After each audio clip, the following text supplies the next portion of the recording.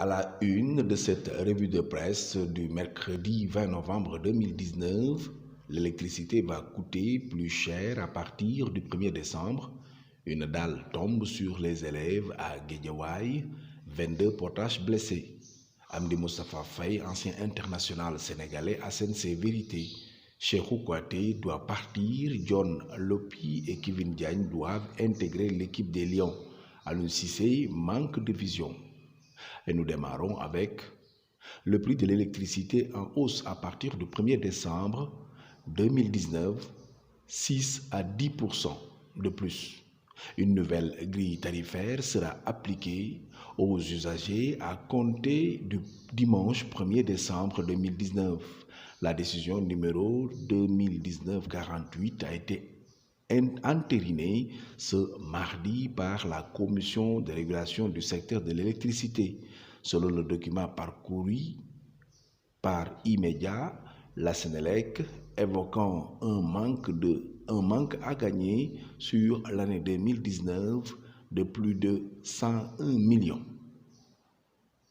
Autre chose, les médecins internes des hôpitaux paralysent le système hospitalier. En sit-in devant le ministère de la Santé ce mardi, les médecins internes et anciens internes des hôpitaux publics ont durci le ton. Ils réclament un recrutement systématique dans la fonction publique dès la fin de leur formation. La clarification et la remise à niveau de leur statut, l'implication de l'association et de l'amicale de l'FMPO dans le projet de rédaction de nouveaux textes sur l'internat, le respect du droit à la prise en charge médicale et des frais de spécialisation, renseigne le site Sénégo. Une dalle tombe sur des élèves, le plafond d'une classe de l'école, les Filao, à Guédiawaye, en face du marché jeudi, s'est effondré hier sur des élèves.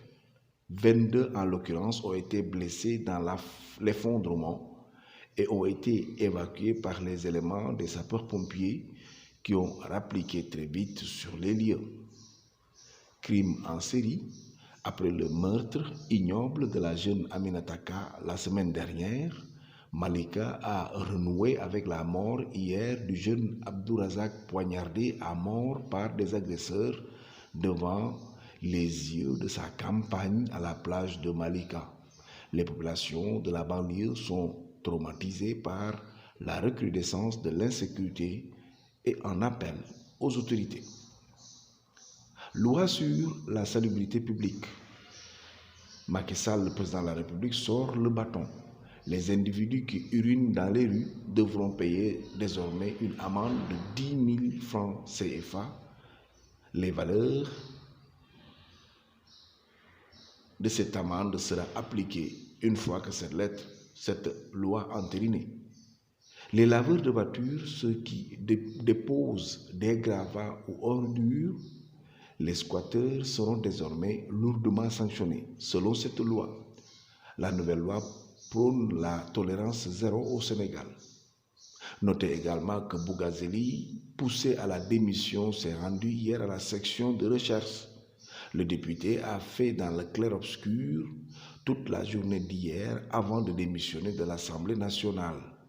Pour couper court à ce yo-yo, Moustapha Niasse a publié un communiqué pour confirmer la démission du député.